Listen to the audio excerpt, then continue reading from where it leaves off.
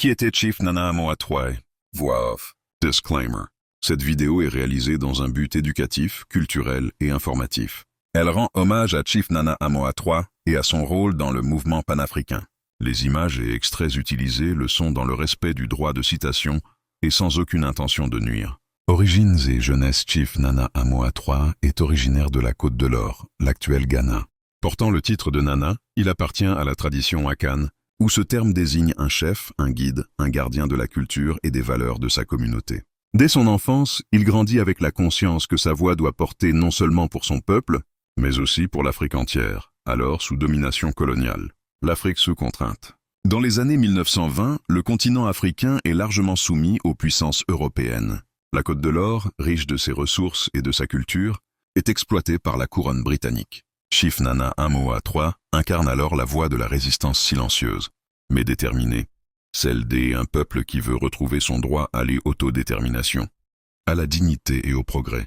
Le 4e Congrès panafricain de New York, 1927. En 1927, il prend part au 4e Congrès panafricain, organisé à New York.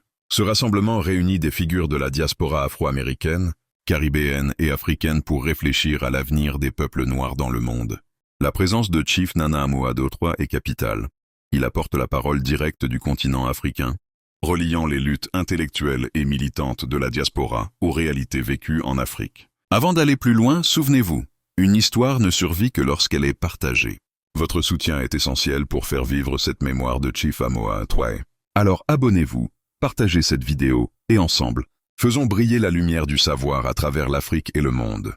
Découvrez aussi d'autres grandes figures de l'Afrique et du monde sur notre page. Rapports avec les autres leaders panafricains. Avec W.E.B. Du Bois, le grand intellectuel afro-américain, plaide pour l'éducation et l'organisation des peuples noirs. Nana Amoatoi complète ce discours en témoignant de la vie en Afrique colonisée, apportant une perspective concrète et authentique qui enrichit la vision de Du Bois. Avec Anna Julia Cooper, cette pionnière du féminisme noir insiste sur la place essentielle des femmes dans la libération.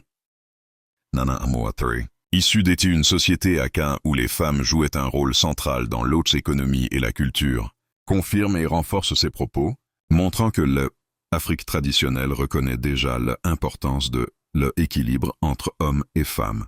Avec Amy Jacques Garvey, elle défend, l'idée que la diaspora et Afrique doivent bâtir ensemble un avenir commun. Nana Amoatoi établit un lien puissant en affirmant que les luttes de la diaspora ne peuvent être séparées des combats menés sur le continent. Leur échange symbolise le pont vital entre Afrique et Amérique. Avec Dantès Bellegarde, diplomate haïtien, Bellegarde voit